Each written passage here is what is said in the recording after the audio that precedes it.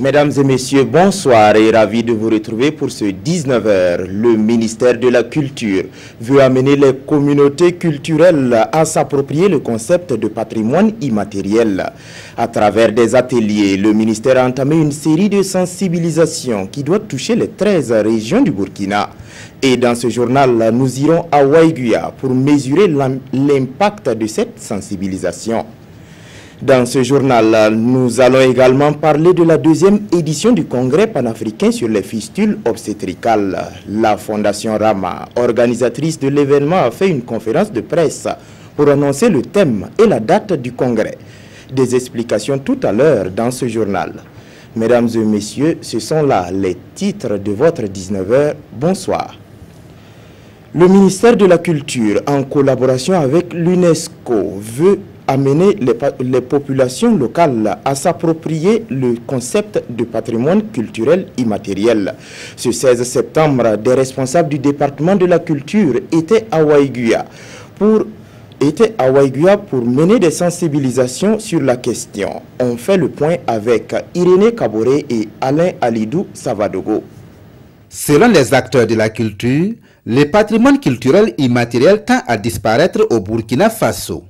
C'est donc pour sauvegarder cette valeur sociale et promouvoir la culture burkinabé que l'Organisation des Nations Unies pour l'éducation, la science et la culture UNESCO, en partenariat avec le ministère en charge de la culture, a organisé cette campagne de sensibilisation au profit des communautés culturelles du Nord.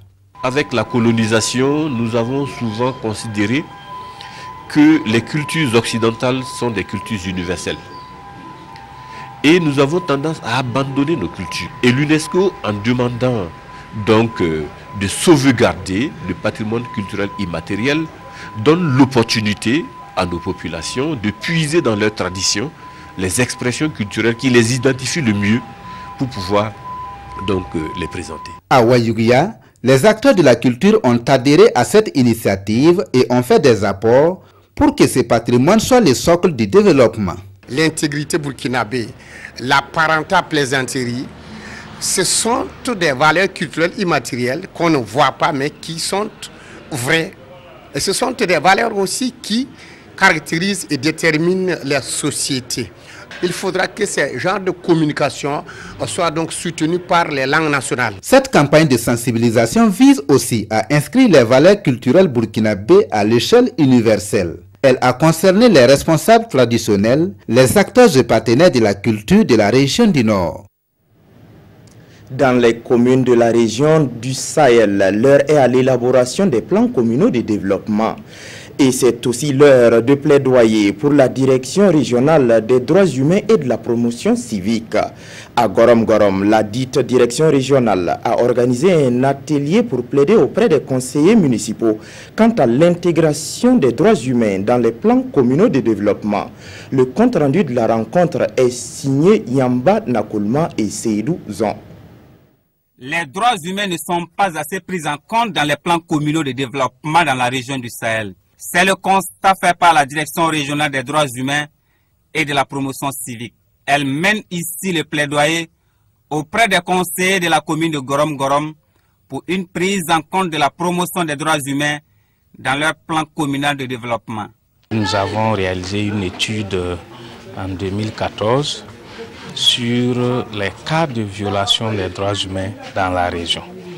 Donc on s'est rendu compte effectivement, après l'étude, qu'il y a un certain nombre de droits qui sont violés au niveau de la région.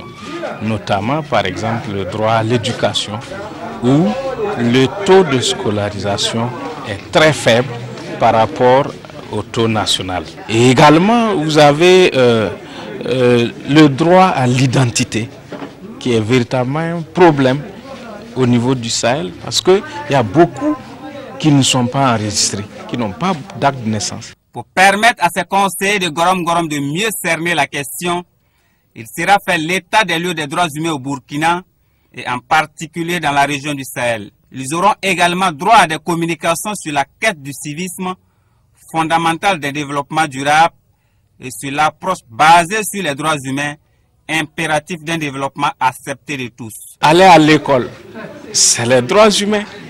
Se soigner, c'est les droits humains. manger, c'est les droits humains, entre autres. Voilà, donc c'est pour ça qu'on dit que véritablement, tant que les droits humains là ne sont pas réalisés, on ne peut pas parler de développement. La direction régionale en charge des droits humains du Sahel espère qu'après cette rencontre, ces conseillers plaideront pour des projets et des activités de développement en matière des droits humains et du civisme pour accompagner le plan communal de développement de Gorom Gorom. Parlons à présent de santé pour dire que les techniciens du médicament, notamment les pharmaciens, ont une rencontre continentale en vue. Il s'agit du premier salon de la pharmacie en Afrique. Il est prévu se tenir du 12 au 14 octobre prochain à Abidjan. Les organisateurs de ce salon étaient face aux hommes de médias la semaine dernière pour présenter le salon. Plus d'explications avec Salif Belem et Vincent Kiendrebeogo. Un salon de la pharmacie se tiendra en octobre prochain à Abidjan, une première fois en Afrique. Dénommée Pharmafrica, cette activité réunira les professionnels de la pharmacie et de la médecine. Pour la promotrice de l'événement, plusieurs objectifs sont visés. Ça permettra aux professionnels d'échanger, de s'informer des toutes dernières technologies et innovations. À nos étudiants de se familiariser, nous devons leur montrer qu'il y a un monde industriel, un monde agroalimentaire qui peut aussi faire de la gestion pharmaceutique. Et ensuite, nous souhaitons mettre en avant la médecine naturelle et la médecine traditionnelle. Ça sera un lieu d'échange parfait pour cela. Donc, on aura une centaine de stands, 20 conférences, ateliers, tables rondes, des zones de B2B, et des retombées médiatiques pour cette première édition. L'initiative est visiblement bien accueillie par les professionnels de la pharmacie, lesquels félicitent la promotrice de l'événement. Ce salon, nous l'attendions et vous avez eu l'idée, vous l'avez créé. Donc, c'est vous dire, Madame Kaboré, renouveler nos félicitations pour cette idée, en se disant que ce ne sera pas le dernier salon. Prévu pour se dérouler du 12 au 14 octobre prochain, Pharmafrica Expo 2017 attend environ 5000 visiteurs. Des communications et des ateliers relatifs au domaine seront à l'ordre du jour. Restons toujours dans le domaine de la santé pour parler cette fois-ci de fistules obstétricales. Les professionnels de la question vont se réunir à Ouagadougou dans le cadre du 2e congrès panafricain sur les fistules obstétricales. La fondation Rama a rencontré la presse pour fixer la date du congrès pour les 28 et 29 septembre prochains. Plus de précisions avec Adama Guiti et Sanoa Christine Koulibaly.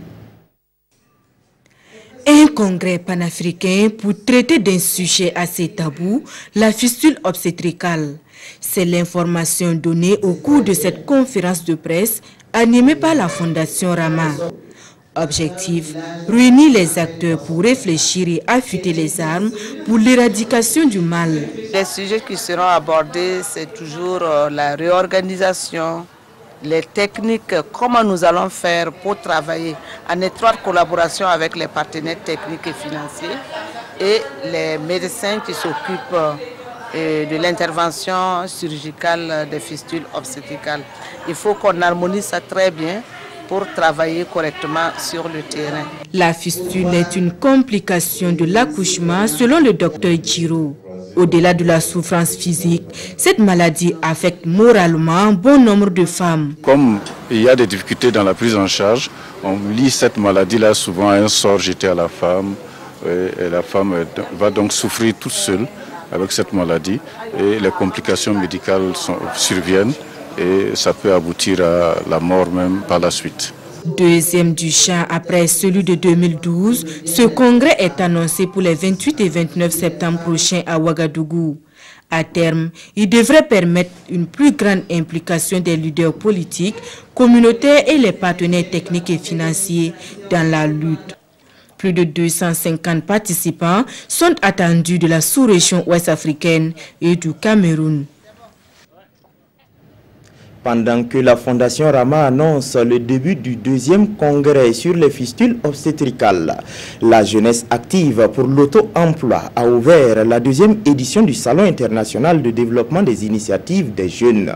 Pendant 72 heures, les jeunes échangent avec les structures en charge de l'accompagnement des jeunes, et ce, dans le but de promouvoir l'entrepreneuriat des jeunes. Salif Belem et Mokoun Dabiré pour le reportage. L'État ne peut pas être l'unique pourvoyeur d'emploi. C'est la conviction du ministère en charge de l'emploi. Et c'est fort de ce constat que la jeunesse active pour l'auto-emploi et le développement local, JADEL, organise le Salon international de développement des initiatives des jeunes. Ce salon deuxième du genre vise à résorber l'épineuse question du chômage des jeunes.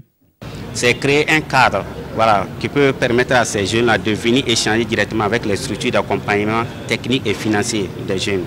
Oui, c'est bien vrai, on peut te former. Si tu restes chez toi à la maison, tu ne peux pas trouver d'opportunité. Il faut sortir. Et pour sortir, il faut qu'il y ait un cadre idéal où tu peux rencontrer des partenaires et mettre ses idées en valeur.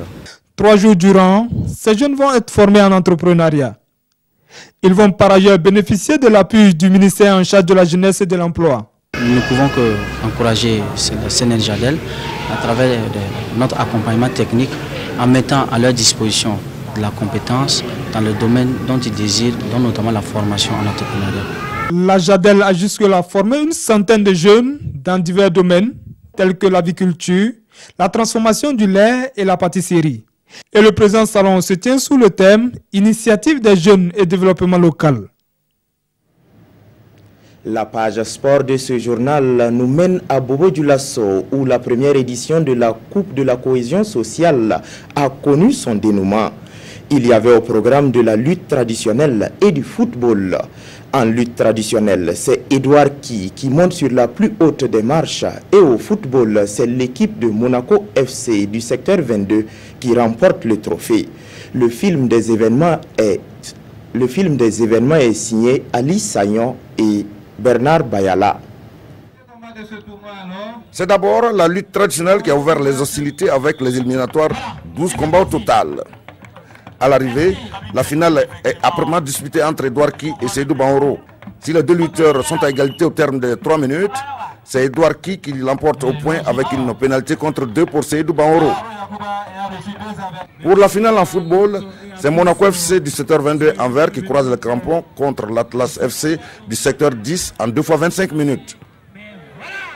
Les premières actions sont à l'actif de Monaco FC plus créatif. Et à la 17e minute, les Verts de Monaco ouvrent le score sur cette frappe de Raymond Bazier. On maintient la pression côté Monaco FC et le deuxième but est cette fois-ci signé Frédéric Bama. Nous jouons la 22e minute. Score à la mi-temps, 2-0 pour Monaco FC. À la reprise, Atlas FC du secteur 10 à Carville tente de revenir dans la partie. Et ici, à la 48e minute, les Noirs de l'Atlas réduisent la marque grâce à Cheikh Amidou Ouattara. Les dernières minutes sont intenses, mais le score reste inchangé à la fin du temps réglementaire. 2-1 pour Monaco FC. Nous avons vu 2 belles finales, puisque nous avons eu d'abord la finale de la lutte traditionnelle, qui est une discipline également sportive. Et ensuite, la finale dans le football. Vous avez vu que les équipes se sont battues, le meilleur a gagné. C'est ça qui est important. Mais je crois qu'au-delà du geste du football, la vision de l'association, c'est la cohésion, c'est la paix, comment réunir la jeunesse autour du programme du chef de l'État. La satisfaction est totale ce soir. Quand on voit un peu le monde qui est sorti ce soir pour cette promotion de la cohésion sociale, je ne peux être que satisfait. Vu l'engouement autour de ce sport et de ces sports, je dirais, nous allons réitérer si Dieu nous le prête longue vie. Au moment des récompenses, et d'abord en lutte, Edouard Ki, le grand vainqueur, reçoit 50 000 francs, un trophée. Les 3 autres meilleurs lutteurs reçoivent également des enveloppes. En football, Atlas du secteur 10, finaliste malheureux, reçoit un jeu de maillot, un ballon, 75 000 francs. Et Monaco, le grand vainqueur, reçoit le trophée, un jeu de maillot, un ballon et 100 000 francs. Rendez-vous en 2018 pour la 2e édition. C'est tout pour ce 19h. Merci pour votre aimable attention. Peggy Ouedraogo vous donne rendez-vous à 20h. Bonsoir.